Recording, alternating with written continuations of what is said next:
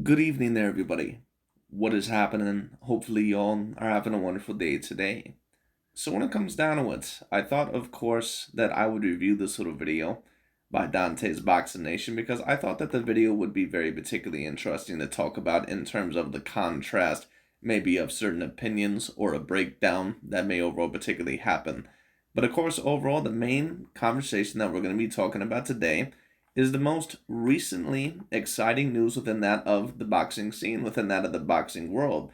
And of course, for those of you that have not heard the very exciting news, at least in my opinion, a very great fight was recently announced. Of course, between that of Mr. Naoya Inoue, I believe is how you pronounce his name, and that of Stephen Coolboy Fulton, I believe overall is how you pronounce his name. Of course, the Japanese monster, Mr. Inoue, he has been within one of the top pound for pound lists overall debates overall for a very, very long time, probably for the past several years, maybe not as far back as 7 years, but for the past several years around there.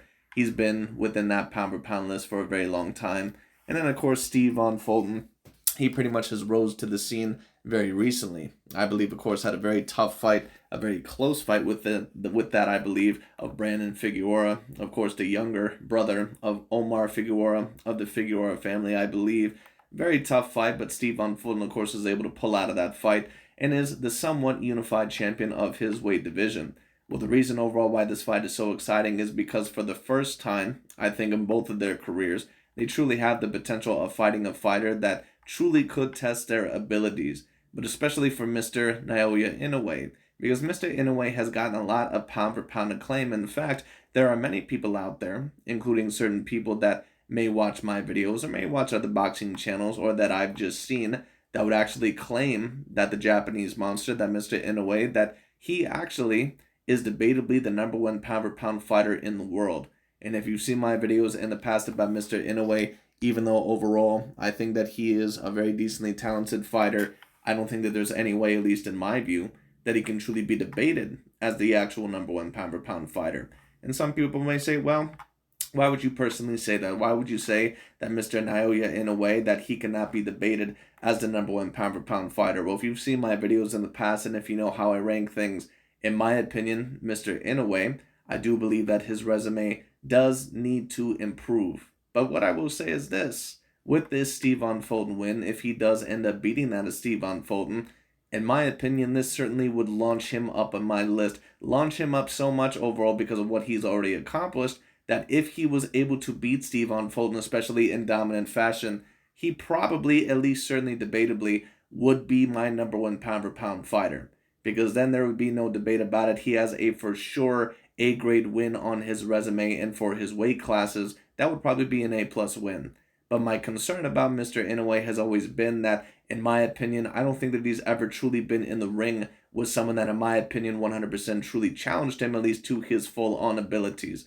And some people overall may say, what are you talking about? He got in the ring with Nonito Donaire, who is a former top 3 or top 5 pound for pound fighter, was once upon a time the fighter of the year, and that's understandable. I get it. But let's also not kid ourselves here, and let's also admit Mr. Nonito Donaire was way past his prime. Now, that's not me saying that Nonito Donaire, that he did not get a couple of very decent wins right before the rematch of Mr. Naoya Inoue. But at the end of the day, Nonito Donaire, when he fought that of Naoya Inoue, he overall pretty much already had a multitude of losses, some being knockout losses in his career. He had already lost to Carl Frampton. He had already lost to Guillermo Rigondeaux. He had already lost to Nicholas Walters. He lost to every single one of those guys. It was very clear that Nonito Donaire, that he was a little bit more on the downside. Now, some people may say, well, that was because Nonito Donaire, he was a little bit more up in weight. Whatever you want to say.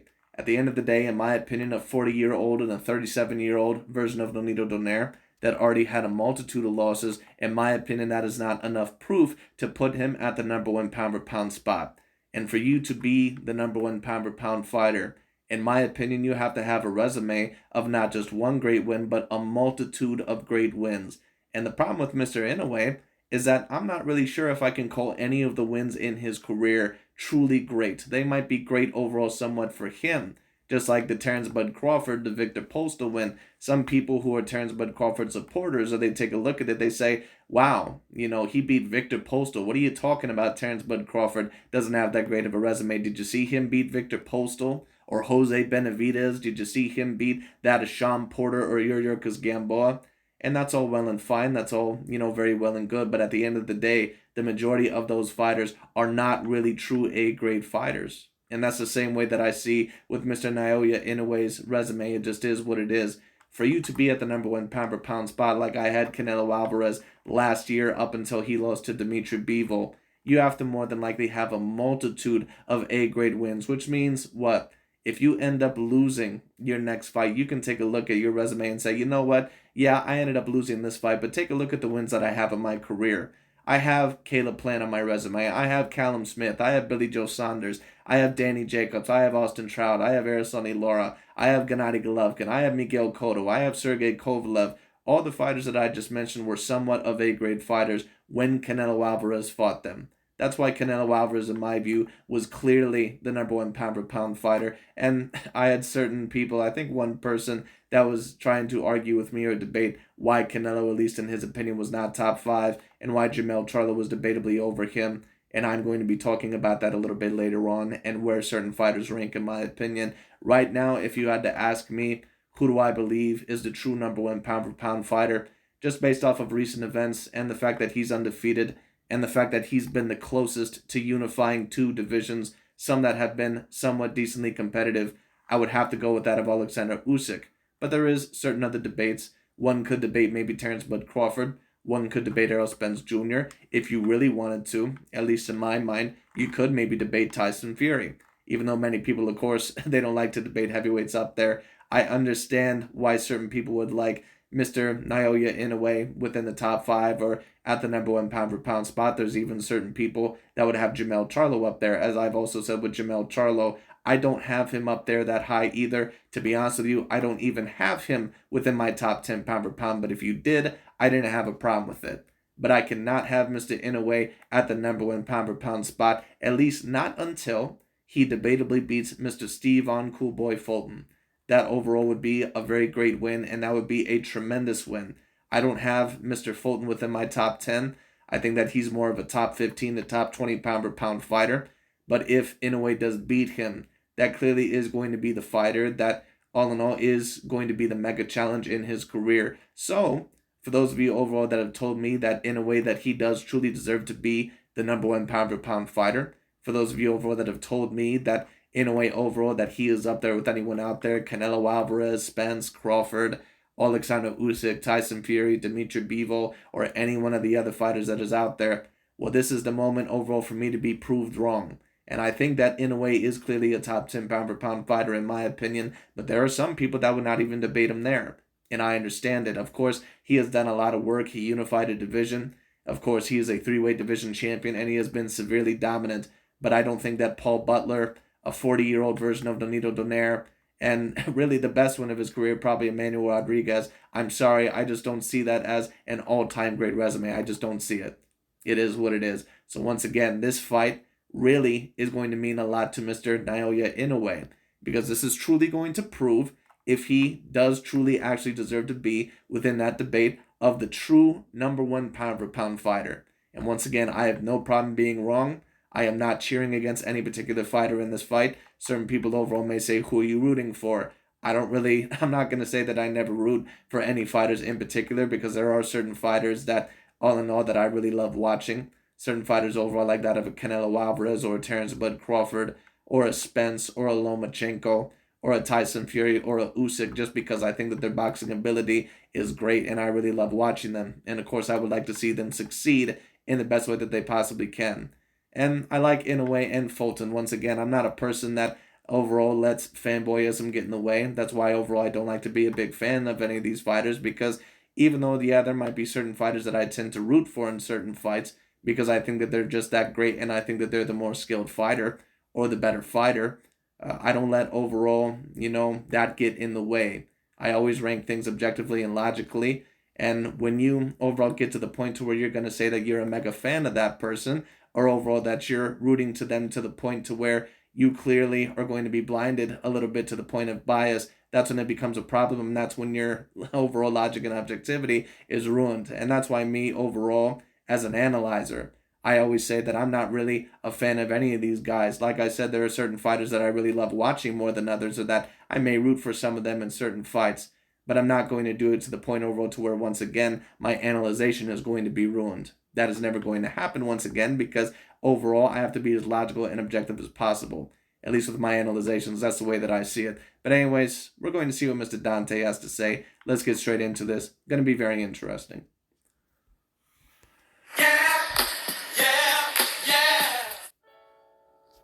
Dante's Boxing Nation, what's going on, guys? So this is some really, really good news to announce right here. According to ESPN, it is official that Stephen Fulton will be defending his titles against Naoya Inoue. For boxing fans, this is the best news. For old media and the rest of the race fans, this is the worst news ever. Because I'm telling you guys right now, Dante's Boxing Nation always talks about quote-unquote race fans as if he isn't one of the biggest race fans overall on the planet. All you needed to see was Dante's commentary overall about the Tyson Fury versus Deontay Wilder situation, and also a lot of his commentary on the Canelo Alvarez situation. And that tells you pretty much everything you need to know about Dante's, pretty much about his machinations in the first place and what his motivations truly are. just think about this. With all the boxing writers and analysts, how many of them that praise Inoue have... And what I am going to say is this. Dante's Boxing Nation claims that Terence Bud Crawford is the pound-for-pound king. Let me state this. Mr. Inoue is pretty much the Asian version of Terence Bud Crawford. Not necessarily completely overall in what they do in terms of skill sets, but they're extraordinarily dominant against usually lower tier competition. They're both 3-weight division champions. They both have unified a division in completion. When it comes down to it, if Inoue is able to get this win over Stephen Coolboy Fulton, one would probably have to say that Inoue is probably going to have the slight edge over Terence Bud Crawford. Because Terence Bud Crawford, I don't give a shit what anybody says. He does not have a win in his career where I've ever really taken a look at it and said, wow, you know what, that is truly 50-50, at least when he's been at his best. Now, of course, when Terence Bud Crawford, when the jury was still out about him, it was looked at as a little bit of 50-50 as Victor Postal and Yuriorkis Gamboa, but as time goes along, the standards change. When Lomachenko overall was first introduced to boxing, the Gary Russell Jr. fight was looked at as a 50-50 fight. But later on, the standards had to change. They had to be upped. Later on, it had to be up to Guillermo Rigondeaux, then Teofimo Lopez, and now it's Devin Haney. Bigger threats and bigger challenges overall are required to those people overall to where high expectations are given. And it's the same thing with Mr. Naoya Inoue. Like I said, if Inoue does beat that of Stephen Fulton, and if he becomes a 4-weight division champion and actually beats someone on the level of a Stephen Coolboy Fulton, I may have to have Inoue above Terence Bud Crawford on my pound-for-pound list. And certain people aren't going to like that, but at the end of the day, the biggest win in Terence Bud Crawford's career to this day is Sean Showtime Porter. So I'm really going to have to see overall what Terence Bud Crawford does. That Errol Spence win is very, very big for Terence Bud Crawford. And I've had certain people come at me and say, well, that's not really Terence Bud Crawford's fault because he wasn't getting a guaranteed contract and blah, blah, blah. And that's understandable. I'm not going to blame Terence Bud Crawford completely, but what I will say is this.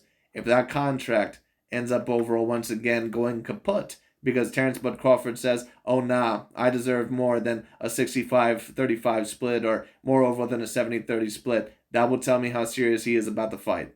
We'll see. We'll see overall how serious Terence Bud Crawford is about that fight because in my opinion, he should have joined the PBC long ago to where he could have fought Danny Swift Garcia and Sean Showtime Porter and Keith Thurman and Yordenis Ugas. He could have been fought all those guys. Potentially had he joined the PBC several years ago. Have you ever heard them say, as a boxing fan, I would love to see Inoue versus Stephen Fulton? We've never seen any articles like that, at least not before Inoue starts saying that he was targeting Stephen Fulton and he was moving up, right? Now, when Shakur Stevenson was fighting at 130, we constantly heard boxing analysts, old media boxing analysts, we constantly seen old media writers saying they want to see Shakur Stevenson versus Devin Haney. But yet the fighter that they will try to convince you is actually better than both Devin Haney and Shakur Stevenson, which is Inoue, according to them, they never wrote articles. Once again, Dante has a very big problem with Inoue, and he's going to be cheering very hard for Stephen Fulton.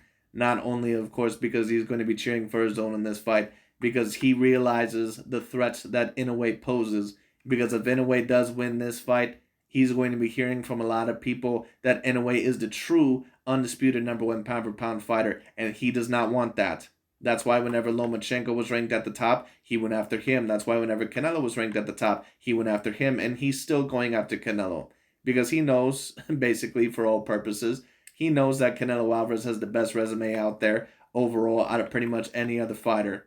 At least the majority of the time throughout the public. That's why he tries to tear down his resume to such a great degree. Because he doesn't want Canelo Alvarez as the number one pound-for-pound fighter, and he knows that if Canelo beats Bivol in that rematch, that there's going to be a great argument for him to be in that position. Now, in my opinion, more than likely, Canelo is not going to beat Dimitri Bivol in the rematch. It just is what it is, and I like Canelo. I think that he's an all-time great fighter. But I think that Dimitri Bivol, I just think he's going to be a little bit too big and a little bit too skilled. Combined with the size and the skill, I just think it's going to be too much. Saying that this is the fight that the fans want to see. This is the fight that they personally want to see. And it's so crazy because this is American media we're talking about that was ignoring the possibility of a fight between the Japanese fighter and the American champion, Stephen Fulton. So you can really understand how disrespectful this is. Imagine if the roles were reversed, right? It was Inoue at the higher weight class. And it was Stephen Fulton that was constantly being praised by the Japanese media. But they know, the Japanese media, they know that Stephen Fulton is talking about moving up in weight. And the best champion at that weight class happens to be a fellow Japanese fighter by the name of Inoue. Now imagine if Japan, they never even inquired about that fight. They're covering the American Stephen Fulton's fights, right? And they don't even mention the Japanese fighter as a future possible opponent for Stephen Fulton. This is exactly what America did to Stephen Fulton. Well, listen, what I'm going to say is this. I know the point that Dante is trying to make. I haven't really paid attention much to the boxing media, so I can't really tell you. The main boxing media that I usually pay attention to is usually YouTube channels, because I usually find those a bit more interesting and with certain people trying to spread certain narratives. But there's no doubt about it. There has been certain times where quote-unquote old media or that of the media, they have overall tried to get certain black fighters overall to not fight certain favorite fighters of theirs, or overall to fight each other. That way that, the threats in their mind overall are gone away. That's why sometimes you will see certain guys say that they'd rather see Shakur Stevenson versus Devin Haney than that of Lomachenko versus one of those guys. Now, there also is a lot of people that would claim that they would love to see Lomachenko versus Stevenson. There was also a lot of people claiming that they would have loved to see Lomachenko versus Gervonta Tank Davis overall when it came down to it. But I understand what Dante is getting at. I truly understand overall what he's getting at. And that's why you've seen certain examples overall why all of a sudden Lomachenko, a lot of the same people that once upon a time apparently claimed that he was above Devin Haney and claimed overall that, he truly was possibly going to beat Devin Haney. All of a sudden, now that that fight looks very viable, all of a sudden Lomachenko's no longer on the top 10 pound for pound list, or all of a sudden when it comes down to it, Lomachenko is going to lose.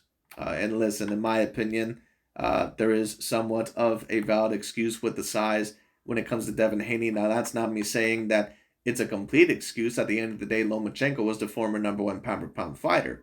And if there's a lot of people that truly believe that it's a true 50-50 fight, then at the end of the day, you should overall stick by your guns. You should stick by your original statement, because it was not that long ago. But at the end of the day, when it comes down to it, and we all have the ability to change, that's fine. But a lot of people all of a sudden, now that they're actually seeing what could potentially happen, it shows you what they truly believed in the first place. So I understand where Dante is coming from. But this fight, a lot of people have been calling for it, at least overall in my personal comment section, and a lot of people have been saying that they wanted to see this fight. This is a great fight, and personally, in my opinion, I can't wait for it, because it's going to truly show how great Mr. Inoue and also Mr. Stephen Fulton actually are. America's old media was hoping that the Japanese fighter would never have to fight the American champion, Stephen Fulton. This is the last thing old media expected Inoue to do. They thought that Inoue was the only fighter that was going to remain in a division that is extremely safe. Because if Inoue would have stayed at 118, he would have never been in a ring with anyone that really... Well, what I'm going to say is this, because Dante, what he pretty much just alleged there, at least from what I got from it, let me talk about that really quickly. Because Dante, of course, when it comes to certain fighters that are not Black American fighters, and listen, I get a lot of the points that he brings up. I don't necessarily disagree with some of the points that he brings up. But like I said, Dante, in my opinion, because of his bias and his clear racial attitude and his clear racial prejudice and his clear racial motivations, when it comes down to it, it's very clear overall that he has motivations to where it does affect his logic and objectivity. And once again, I find it very particularly interesting that he loves to say with Usyk and overall Canelo and Inoue. And don't get me wrong, some of these guys, they haven't fought in the strongest of divisions. But some of these guys also have defeated decent prospects or overall repeated champions, like that of a Canelo or even an Alexander Usyk. But then again, apparently Terrence Bud Crawford, when he unified 140, probably one of the more recently weakest overall unifications, because the guys that he won the title over were Thomas Delorme, Julius Ndango, who pretty much is a C grade level fighter, and that overall of a Victor Postal. But apparently we're supposed to believe that all those guys were elite. You have to keep the same standards. And also with Jamel Charlo, because who really did he unify in that division with other than that of Brian Gastano? I mean, of course, he was able to win the belt overall that he lost originally to that of a Tony Harrison. When it came down to it, he was able to beat Erickson Lubin, not even for a belt, but he was able to beat Erickson Lubin, who pretty much has proved himself to not be an A-grade level fighter. He was able to beat, I believe, that of the dude who beat J.R. Williams. I can't remember the guy's name. I think he's from the Caribbean, but I can't remember the guy's name. Either that or South America. But the guy, in my opinion, also clearly was not that of an A-grade fighter when it came down to it. So it just is what it is. And let me also talk about Mr. Jamel Charlo and Canelo Alvarez really quickly. Once again, because like I said, I was going to mention it earlier.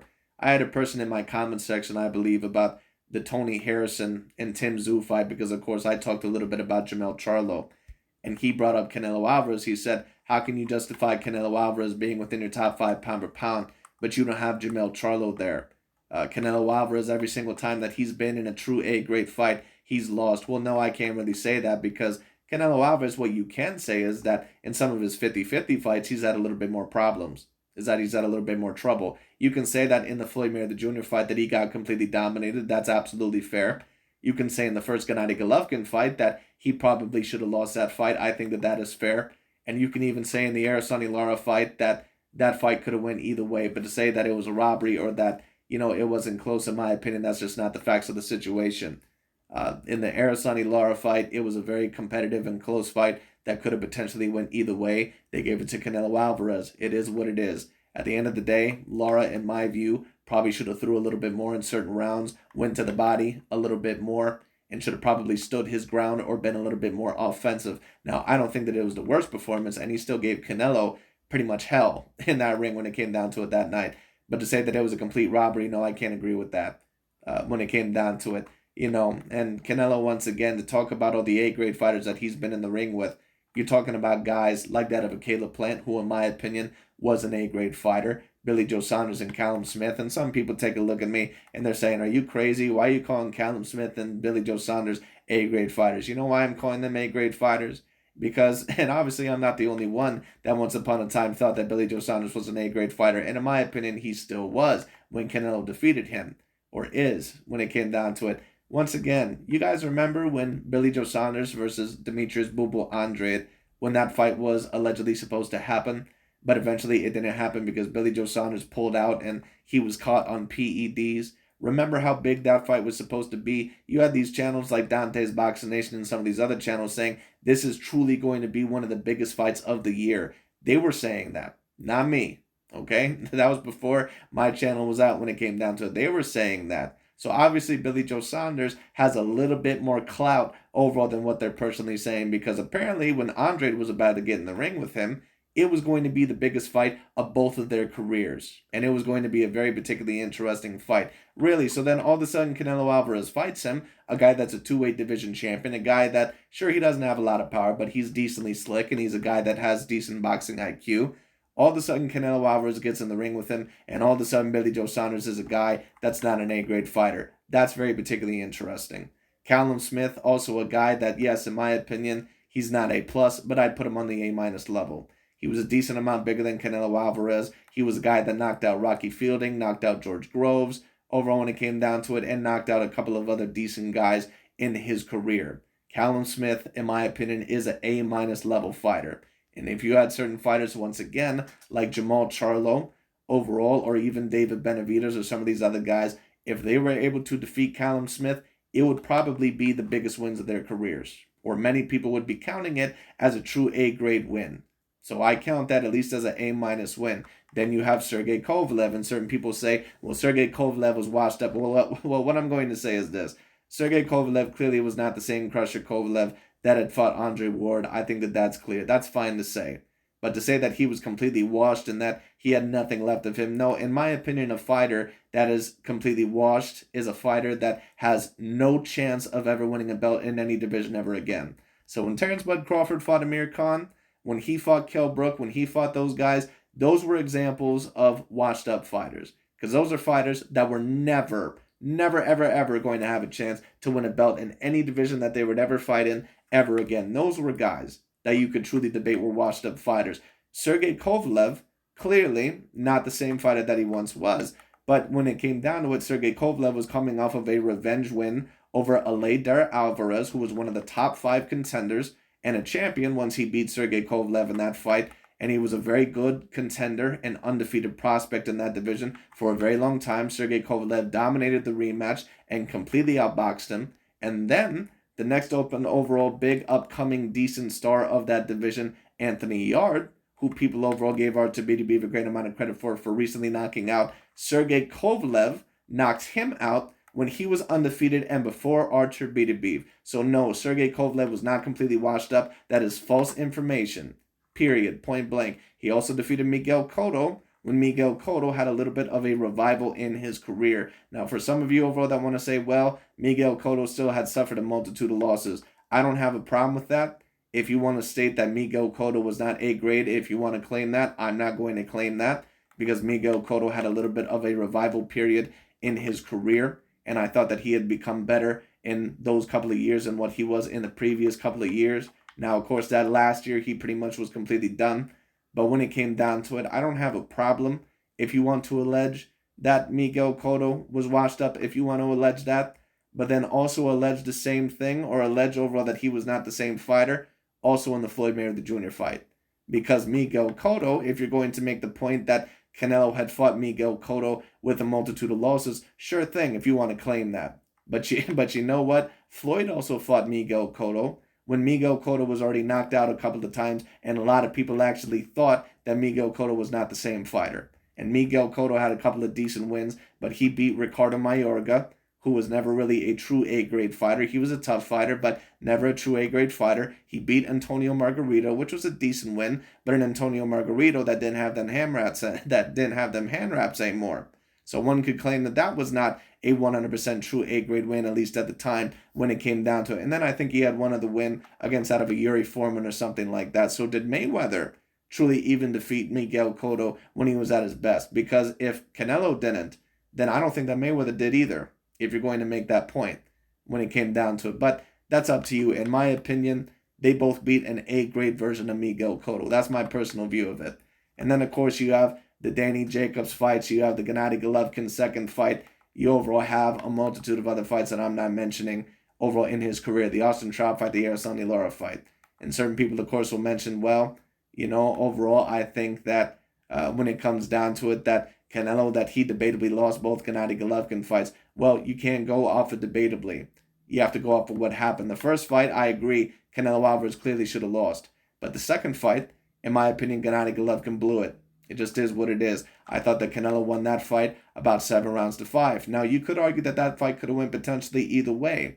And if you're going to go with that standard, I don't have a problem with it if you want to claim that Canelo, in your opinion, lost both fights. But if you're going to go by that standard, then do not definitively give Andre Ward the decision, or do not give Andre Ward definitively the win over that of Sergey Kovalev in the first fight, because many people claim that Andre Ward lost that fight.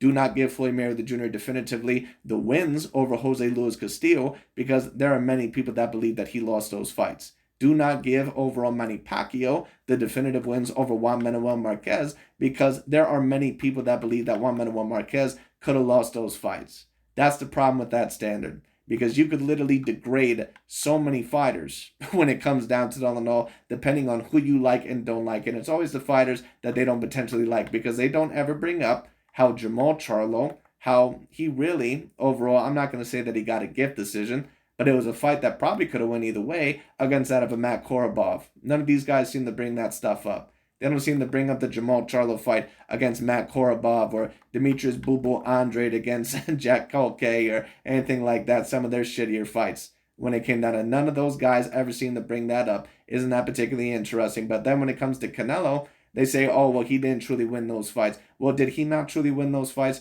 Or were they just fights all in all that could have went either way?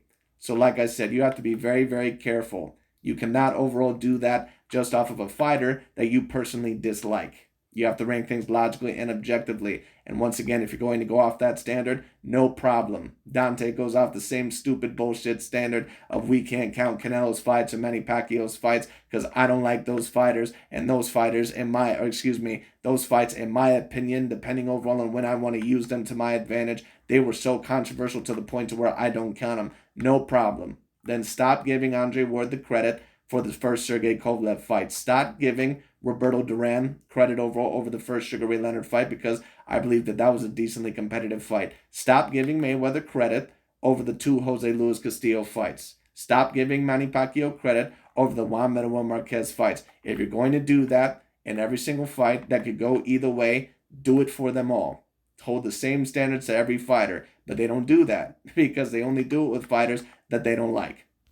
And like I said, with Jamel Charlo, I like Jamel Charlo. He's a very decent fighter. He's an A- fighter. But you cannot be above someone like a Canelo Alvarez, who has beaten all those A-grade names that I just mentioned, and beat a top 5 guy in Gennady Golovkin, and beat some other very decent pound-for-pound guys. When you lost to a guy just a few years ago in Tony Harrison, that never even won a belt overall and lost in every championship fight before you overall, and was known for getting knocked out and punked in every single fight when it came down to it by the more elite fighters that he usually fought, and then you fight him and you get outpointed and you lose. No, I'm sorry. He's not above Canelo Alvarez. Period. Point blank. He's not a top 5 pound-for-pound fighter. I don't give a shit what anybody says. All right? It is what it is. Erickson Lubin and Jason, Rosario, whatever the hell his name is, and some of those other fighters, nah, those guys are not true A-grade fighters. Okay? Period. He posed a serious threat. After all, remember, the best name on... And then, of course, one of the points after that, I believe, was that he changed the subject, and he said all in all, oh, well, Canelo Alvarez, I don't have him in my top 5 because of the steroids. Once again, if you want to use that standard, go ahead. But if you're using that standard with Canelo, then you must use that standard with a lot of other fighters. And if you don't have Canelo Alvarez within your top 5 because of steroids, you really shouldn't have him within your top 10 pound-for-pound at all. I have no problems with those standards if you're going to be consistent. I have no problem with those standards. If you don't have, quote-unquote cheaters or overall steroid users or PED users as, the greatest fighters of all time, no problem. No problem at all. Don't put Canelo Alvarez on your top 10 pound-for-pound list at all then. Because many people like to say, oh, well, I have him on my top 10 pound-for-pound list, but he's not top 5 because overall he's in steroids. Well, you already have a steroid user within your top 10 pound-for-pound list. So what? Because you don't like him overall and because it's to your convenience, you're going to overall use the steroid excuse no matter who he beats overall to say, oh, well, he can't go up anymore on my list overall because he's a steroid user. No, it doesn't work that way. You either have to have him on there or you have to have them off there. Period. Because to be quite honest with you, most of these fighters are on something anyway. Inoue's resume was a 40-year-old Nonito Donaire. Old media felt as long as we can keep him in a division where he's safe, we can continue to mislead the public saying that he's the best in the world, he's number 1 on the top 100 list and everything else they wanted to say. They were trying to convince fans that fighters like Errol Spence and Terrence Crawford, they're not the LeBron James and the Michael Jordans of this sport. Inoue is. And it doesn't matter. Dante keeps bringing up this point overall about the Michael Jordan and the LeBron James of the sport. Dude, those guys are debatably the greatest ones for their sport ever. I mean, I don't think LeBron James is, but Michael Jordan overall. And LeBron, a lot of people would rank him top five, maybe a little bit higher. I rank him around 5, 6, somewhere around there. You know, anywhere from 5 to 7. A lot of people would disagree with me, but it is what it is. He's around there for me because I don't have him above Bill Russell. I don't have him above Michael Jordan or Kareem, certainly. I also don't have him above Magic. In my opinion, he's in that same realm with Tim Duncan and Larry Bird, but that's a conversation for another time. Anyways, when it comes down to it, I don't know why he keeps comparing it to Michael Jordan. I guess he's just talking about that in terms of the all-around game and the all-around skill set. Listen, what I'll say is this. If Inoue beats up that of Stephon Fulton, or if he ends up beating him, you could debate that Naoya Inoue, that he overall is the number one overall pound-for-pound fighter. And Dante, whether you like to admit that or not, if you're going to put Terrence Bud Crawford debatably as your number one pound-for-pound fighter for basically beating nobody in his career when it comes down to it, other than that of Sean Showtime Porter, you have to put Inoue debatably up there with anybody if he beats Fulton. And more than likely, you debatably know that, but I don't think that you're really going to put him there overall because Dante, of course, he only does it with certain fighters that he likes. Who he beats. This is what old media is telling fans. But what I will say is this. I do agree with Dante that Inoue right now at the moment that he's not in that conversation. And I agree. Naoya Inoue, he is not a person, in my opinion, he's not a fighter right now that can debatably be the number one pound-for-pound fighter. If you're talking about his accomplishments, if you're talking about the belts when it comes down to it, yeah, he's up there with anybody. But the most important part of a boxing resume is that of the resume, meaning who have you beat? And I'm sorry, but Paul Butler and an older version of Nonito Donaire, when it comes down to who really was always a limited fighter in the first place, when it came down to it, and also Emmanuel Rodriguez. I'm sorry, I just don't take a look at that as a 100% A-grade resume. This Stephon Fulton win will propel Mr. Inoue into the top 5, undoubtedly, in my opinion. And on top of that, it could make him the overall number one pound-for-pound fighter, possibly even undisputedly. So this fight is very big for Mr. Inoue. And if Fulton, of course, ends up winning this fight, that, in my opinion, will propel him to the top 10 because I don't have him within my top 10 for right now. But here's the problem with that. Every single time, old media puts an overrated fighter above fighters that should be rated higher. You know what happens? Overrated, quote unquote, a fighter that's not a black American fighter. They put the old media curse on that fighter. I've been telling you guys since day one, if you pay attention to the pattern, you'll notice every single time old media said a particular fighter that they liked was number one, the best fighter in the world, that fighter became cursed and he ended up losing shortly after. All the way from Chocolatito Gonzalez to Golovkin to Nonito Donaire to Sergey Kovalev to Canelo Alvarez. And now they have... Well, I don't think that anyone was really calling Gennady Golovkin. Well, maybe Gennady Golovkin. But I don't really remember anyone calling Sergey Kovalev the number one pound-for-pound fighter.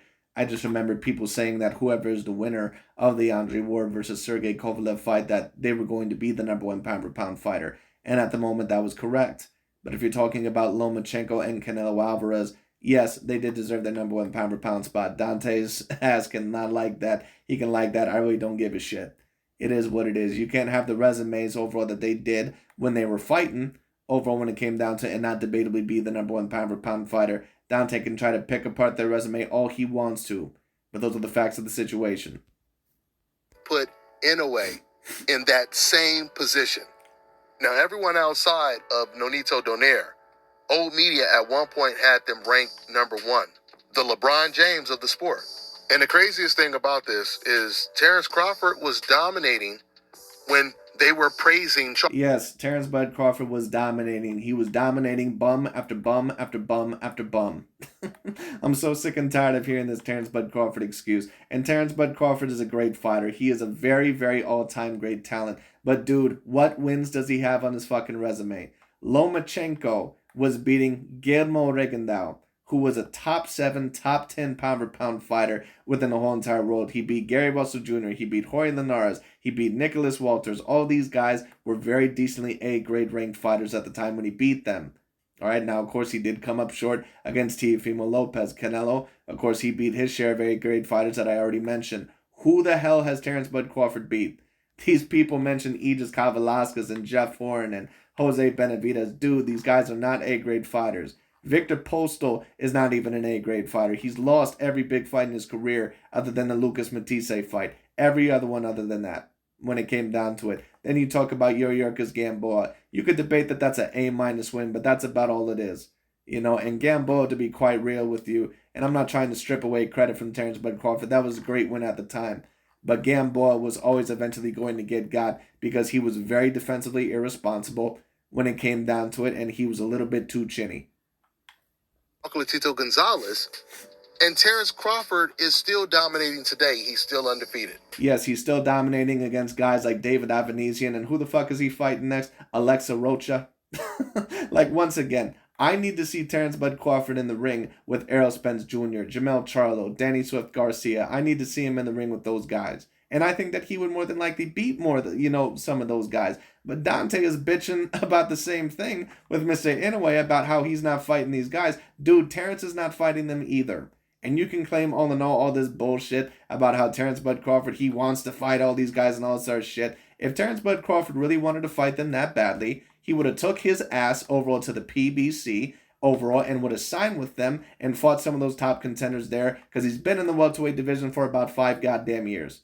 He would have went over to the PBC and fought those guys, but he didn't. Which is a little similar to Floyd Mayweather's long reign. Listen, I'm going to tell you guys. You cannot compare Terrence Bud Crawford's and Floyd Mayweather Jr.'s reign really even in the same breath. It's not in the same breath. The only similar things that Terrence Bud Crawford and Floyd Mayweather Jr.'s reign has is that they're both black American fighters. That literally is about it. They both have melanin. That's literally the only similarity that they both have in terms of overall their dominant reign. Now, they both have overall, in my opinion, somewhat of comparable styles to a certain degree. But Floyd Mayweather Jr., by the time he was Terrence Bud Crawford's age, dude, do you know how many people he had beat? Terrence Bud Crawford is 35 years old. Do you know the type of names that Floyd Mayweather Jr. had on his resume when he was 35 years old? This dude had Miguel Cotto. He had Victor Ortiz. He had Robert Guerrero when it came down to it. He had Canelo Alvarez. Well, I believe that came when he was 36 years old. Excuse me, I believe that came when he was 36 years old. He had Oscar De La Hoya. He had Diego Corrales.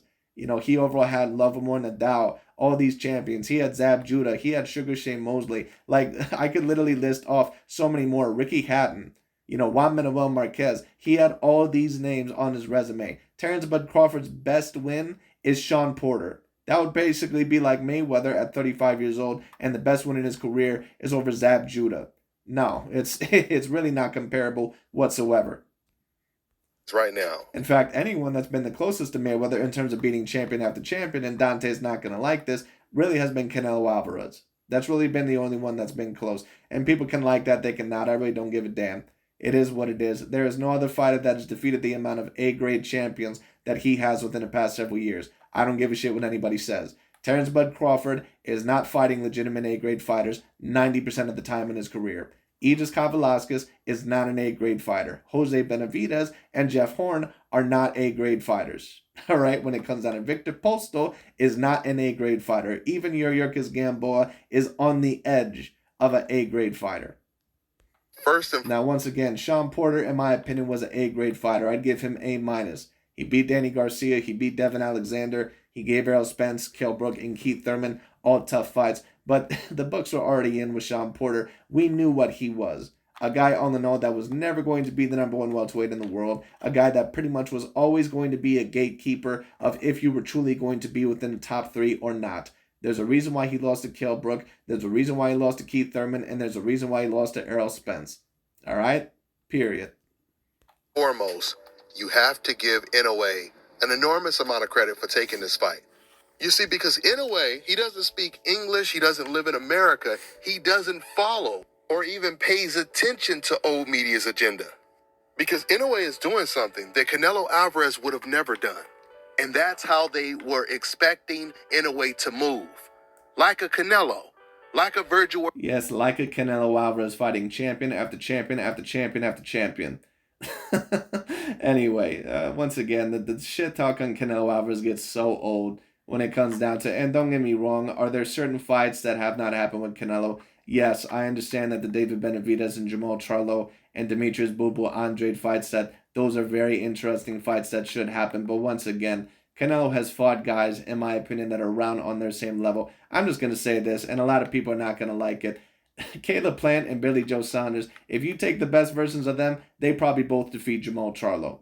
Period. Because Jamal Charlo, once again, all you have to do is take a look at him in some of his biggest fights. He's very stiff. He's a guy, all in all, that has a little bit of clunky footwork, and he's not a guy that has a great amount of boxing IQ. He's not a stupid fighter. He's not overall an unintelligent fighter. He's a somewhat decent fighter. He's an A-minus fighter, but that's what he is. He's not a guy that is ever going to beat someone like a Canelo. Really, in my opinion, I don't think he beats Andre, David Benavidez, Caleb Plant, Billy Joe Saunders. I don't think he beats any of those fighters at their best. I don't think he beats any of them. Maybe Billy Joe Saunders. Maybe. He might be able to get Caleb Plant now that Caleb Plant overall is probably about to get probably either stopped or beaten by David Benavidez, in my opinion. And of course, he already got stopped by Canelo Alvarez. But if you put Caleb Plant and Jamal Charlo in the same ring when they were both undefeated, Caleb Plant beats Jamal Charlo probably about 8 rounds to 4. That's just the way that I view it. Because Jamal Charlo, he's too stiff. He doesn't throw enough when it comes down to it. He has too clunky of footwork when it comes down to it. And he just gets hit way, way, way too easily. All right? Now, that's not me saying that the fight still should not happen, but I've never gotten this agenda to where Jamal Charlo and Demetrius Bubu Andrade were just way, way, way above certain fighters like that of a Caleb Plant. I never got it. Because when you take a look at Andrade and Jamal Charlo, I think Andrade maybe you could debate is slightly better than Caleb Plant, but in my opinion, they're not in completely separate worlds. Jamal Charlo, I never fell into that. You know, all you have to do, once again, people never mention this fight. Take a look at his fight against Matt Korobov. Take a look at his fight against Juan Macias Montiel. Take a look at some of those fights. He's not a guy that has ever been severely dominant. He's a very decent fighter. He's an A-minus level fighter. But if he gets in the ring with Canelo Alvarez, one that is at even about 85%, Canelo is going to ragdoll his ass. It just is what it is. At least that's the way that I view it.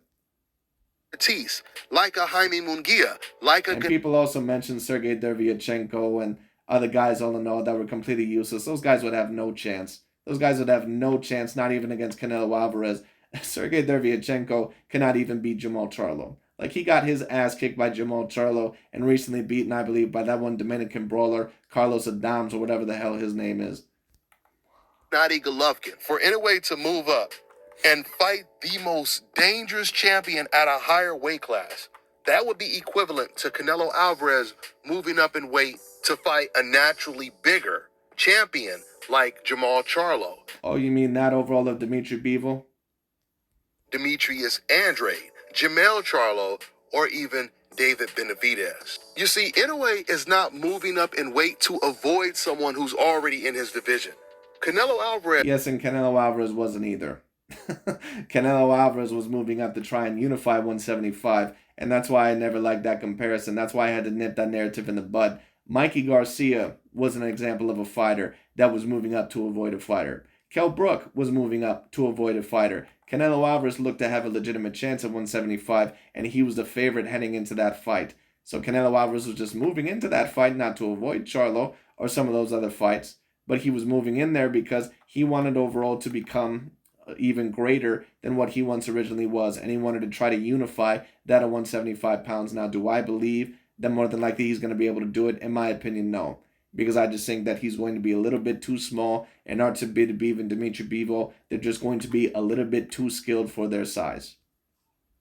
He fought Bivol because the only options he had on the table was to either sign a 2-fight deal with PBC and fight Jamal Charlo and David Benavidez or Errol Spence. And his other option on the table was to fight Bivol and Gennady Golovkin. Yes, and instead he fought Dimitri Bivol, the biggest threat out of all of them, when it came down to it. All right, period, point blank. I don't give shit anyone who has a problem with that. All right, Dimitri Bivol was the biggest threat out of all of them, and that is the fight that Canelo Alvarez took. Okay?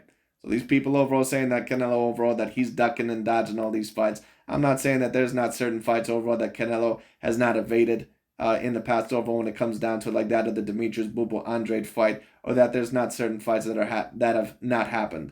But to say that Canelo Alvarez, that he's just avoiding and ducking and dodging all these several guys, like, come on, no, that's just ridiculous. Canelo did not move up to 175 pounds overall to avoid that of Jamal Charlo and David Benavidez. He did it overall once again to try and unify that at 175. And then next he was going to try to beat Ilunga Makabu at that at cruiserweight so he could become a 5-weight division champion. Because once again, Canelo's goal at the end of his career is to try to say that he's up there with anybody. Now, we're going to see overall what ends up happening in that Dimitri Bivol rematch, because I do believe that Canelo is going to go after that, after his next fight, whoever it may be. But that's going to be a very, very uphill battle, in my opinion, for Canelo Alvarez. And if he is going to beat Dimitri Bivol, he's really, in my opinion, going to have to adjust in that fight. His stamina is going to have to be way better. And he's got to be willing to go to war with Dimitri Bivol that whole entire time. Kind of like Lomachenko against that of Devin Haney. He's really going to have to put it all on the line. We know that Canelo Alvarez, he loves fighting European fighters. So he went with the European choice. But see, yes, the European choice, which is also the most dangerous choice that he could have potentially fought. In a way, he chose the Fulton fight. He didn't have to fight Fulton. He could have. And once again, I get it. A lot of the times, black American fighters, they're usually the most dangerous. What I'll say is this. You have to put things into context. There's a difference overall. If you're someone like, let's say, a Josh Taylor, and you could potentially move up to fight Errol Spence Jr., or that of a Terrence Bud Crawford, but instead you go up to 154 and you fight someone like a Brian Castano, when it comes down to it, someone that's probably not on the same level as both of those fighters. Canelo moved up to 175 and he fought Dimitri Bivol, a dude that was about probably 10 times more dangerous than what Jamal Charlo overall ever was, and probably even Demetrius Andrade for that matter. Fought MJ, the other champion at 122, which would have been an easier fight. Honestly, because of the protection that old media gives Inoue, he could have moved up to 122 and not even fought for a title. He could have pulled a Jaime Munguia and just kept fighting opponents. That was another fighter that a person overall told me that Canelo Alvarez was allegedly avoiding. Like, dude, Jaime Munguia is not really a true A-grade fighter. Jaime Munguia is a Mexican brawler. He has some overall Mexican skills, he has some skills. He's not going to last very long. If you put him in the ring with someone that is truly A-grade, he's not going to win any of those fights. I don't even think that he would beat Jamal Charlo. Waiting until he's... Really, I'll even take it a step further than that. I don't even think that he would beat Janibek, or Janibek, however you pronounce his name, that one Kazakhstan fighter. I think if you put Janibek or Janibek in on his ass, I think he takes out Jaime Munguia. Sees a vacant challenge for a vacant title that he feels that he can win for sure. And old media would have still kept telling people that he was the Michael Jordan of the sport. In a way, he chose to... Once again, Dante keeps bringing up the Michael Jordan of the sport. His real problem with a lot of these fighters, like that of a Canelo Alvarez and a Lomachenko and a Tyson Fury, overall and some of these other guys, is that he does not want them to be ranked the number one pound-for-pound fighter. He does not want them to be ranked there. And some could debate, well, some of these fighters have been a little bit overrated in the past. Overall, they've been pushed to a level that they probably didn't deserve, like Lomachenko when they were comparing him to Mayweather, or, when it came to that of Roman Chocolatito Gonzalez. And that's fair. That's a very fair statement. But you can tell that Dante, even when it comes to certain guys that very clearly have the resume, he's still trying to degrade them. Because Dante overall is a person, all in all, that has a very big race card within overall these fights, because he's a very insecure person personally about his racial standing. And that's the reason why, all these guys, when it comes down to it, they pretty much play a racial issue within these fights. Because whenever you play a racial issue within the fight, and don't get me wrong, it's cool overall to always cheer for your own. You're always going to cheer for your own at the end of the day. If you're a Caucasian, you're going to cheer for Caucasian fighters. If you're a person overall that identifies as African American or black, whatever you like to call yourself, you're going to cheer for black fighters. If you're a Latino, you're going to cheer for Latino fighters. That's just natural.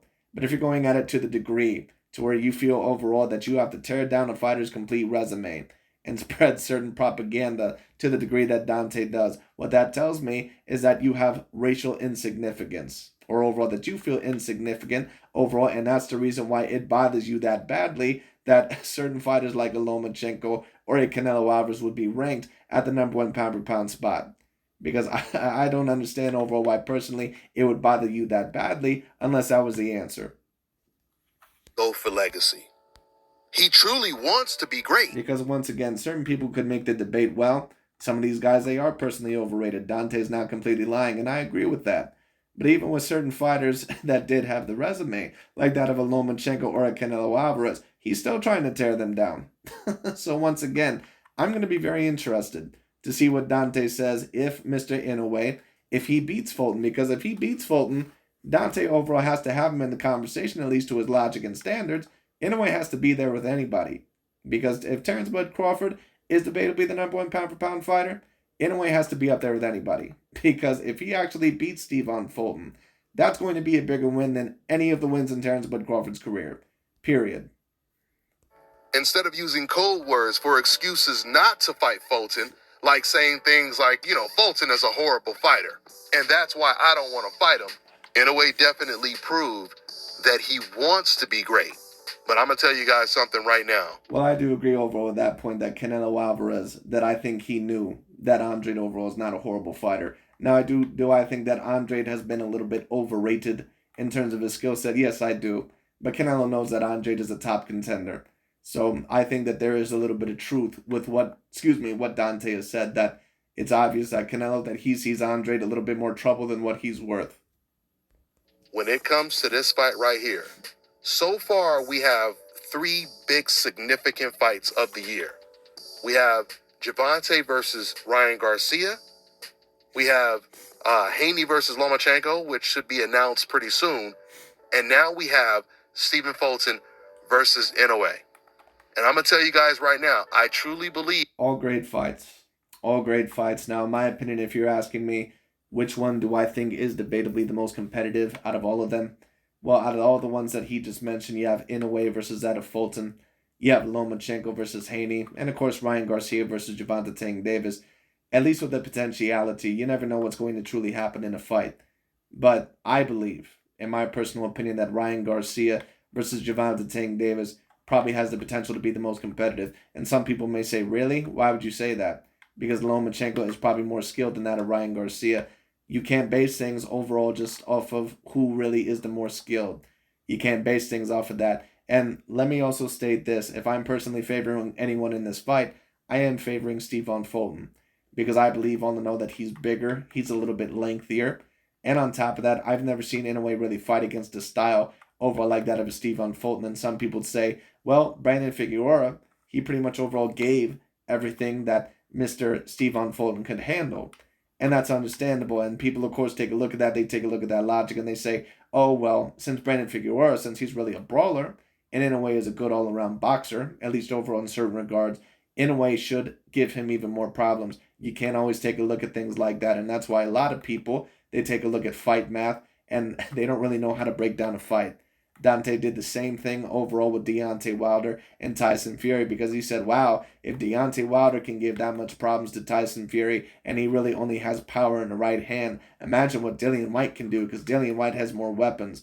Sometimes it's worse boxing with the boxer than what it is trying to brawl with him. Sean Porter, for example, Sean Porter is a guy that we pretty much all know what he's going to do. Now, I think that he actually has some boxing ability that some people overall don't mention. But we all know that mainly Sean Porter is going to try to get in there, especially if you're more of an elite fighter. He's going to try to roughhouse you. He's going to try to get you with hooks. He's going to overall try to get you with the jab overall on the inside. And he's going to try to really make you uncomfortable. Usually either in the middle of the ring, but usually also up against the ropes. There's a reason why Sean Porter, why he gave overall Errol Spence a tougher fight. But Sean Porter probably should have lost the Yordenis Ugas fight. But Ugas could not really give Errol Spence that much tougher of a fight overall, or a tougher fight than what Sean Porter did, because it's not always better to try and outbox someone that is a very pure boxer. And if you're a person on the know that has certain disadvantages and you try to outbox the boxer, especially in that medium range, it is not going to end up well for you.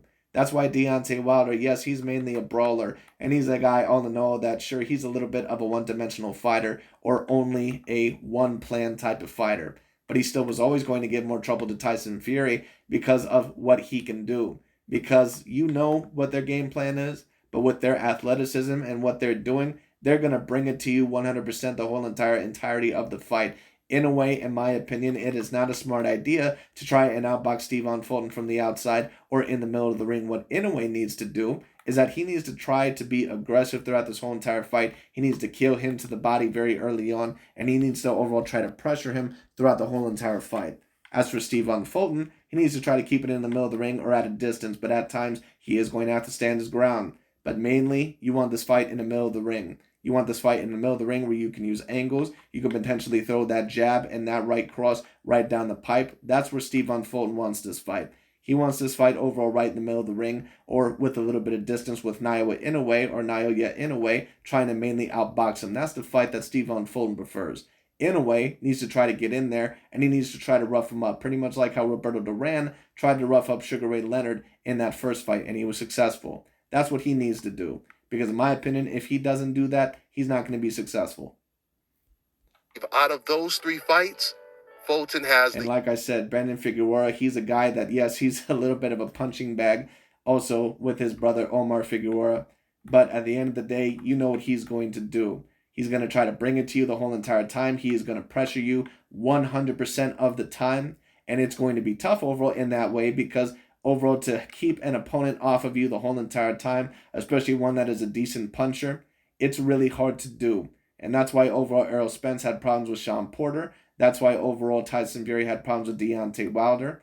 And even Israel Adesanya, if you want to take a look at his most recent fight, Alex Pereira, I believe the most recent fighter that beat him in a fight, he's not really as technically sound as what a Robert Whittaker was. But Robert Whittaker is mainly a guy that tries to outbox you. He's a guy that tries to outstrike you, use his feet to move in and out.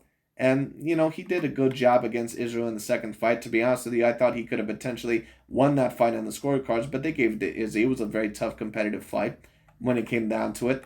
But Robert Whittaker, when it came down to it, sometimes it's worse to try and box with a guy that is mainly a boxer and a guy that might have slight advantages over you, especially in terms of the reach and the height. So in a way, if he tries to outbox Stephon Fulton, in my opinion, that's not the way to go. He's going to have to try to break him down, and he's going to have to really overall try to make this very uncomfortable. And if he does that, he has a decent chance to win because he has absolutely monstrous power. But I still would be favoring Stephon Fulton to win this fight, probably about 60-40 by decision. Wouldn't be surprised if there's a stoppage on either end, but we'll see what happens. Easiest opponent. I'm going to go into far more detail when we get closer to the fight, and I'm going to do a complete breakdown and explain and show you guys exactly why I don't really see Inoue having too much of a chance in this fight, outside of a puncher's chance that anyone with these 8-ounce gloves will have. But unless you have some type of... I'm going to be very interested to see Dante's boxing breakdowns because his breakdowns basically consist of, well, he had trouble with this fighter, so he must have trouble with this fighter. That's not a great boxing breakdown. Like I said, you can't break down a fight overall just based on that. Really, you can't break down any sport based on that because styles make fights. And that's where that saying comes from. It comes from the boxing world. Because once again, like I said, people can take a look at Brandon Figueroa and they can say, wow, he gave Stephon Fulton a hell of a fight. He won a decent amount of rounds. Right, but Brandon Figueroa, you know what he's going to do. He's going to try to out-tank you. He's a guy, all in all, that is going to try to come straight after you, and he's going to load you with body shots. He's going to load you with uppercuts and hooks to the body. He's going to try to overall suffocate you up against the ring. Is Mr. Inoue going to do that? Once again, overall, it's very important that he makes this an aggressive fight because even overall, if Inoue does have very decent boxing skills, overall, if you're a person that cannot outbox those guys in the mid-range, you're going to give them more breaks. If overall, if you're a guy like that, of a Tyson Fury and a Deontay Wilder, Tyson Fury wants you to try and outbox him in the middle of the ring because that gives him more breaks, which means overall that he's going to be able to rest more, that he's going to be able to get more stamina, that he doesn't have to worry about you coming at him 24/7. That's mainly what he wants. Those certain fighters like Mayweather and Muhammad Ali, overall, and some of those guys, they want you to try and outbox him in the middle of the ring. Now, every now and then there's an exception. A certain fighter that might be able to compete with them in terms of boxing, like when Sugar Ray Leonard fought Tommy Hearns, when it came down to it overall, or, maybe another fight like a Gennady Golovkin or a Canelo Alvarez. But you have to fight overall the type of style that is going to win you the fight. And Stephon Fulton, what he wants in this fight is that he wants Inoue to try and box him in the middle of the ring. I promise you, that is what he wants. And if Inoue does end up doing that, in my opinion, is going to be a very, very big mistake. But we'll see what happens. Deontay Wilder type of power.